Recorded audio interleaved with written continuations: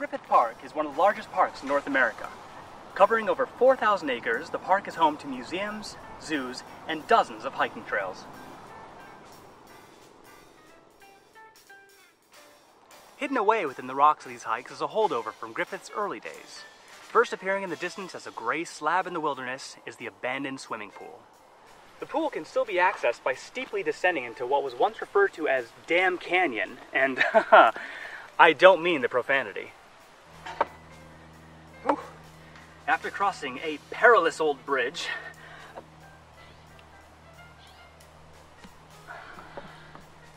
the pool begins to come into view right around the corner.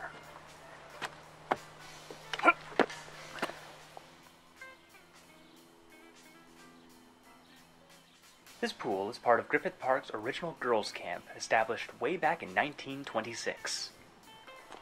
Judging by the lack of graffiti, this is one abandoned location that has been able to retain its original charm for almost 100 years.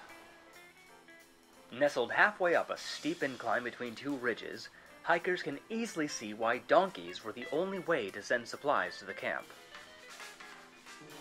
While the camp was certainly a lifesaver to parents who wanted a quiet summer, the pool proved to be a literal lifesaver during the deadly Griffith Park fires of 1933.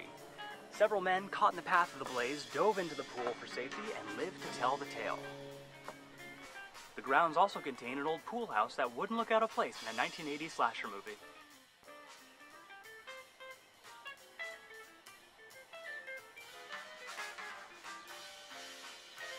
I will not be going inside because I've seen enough 1980s slasher movies to know better.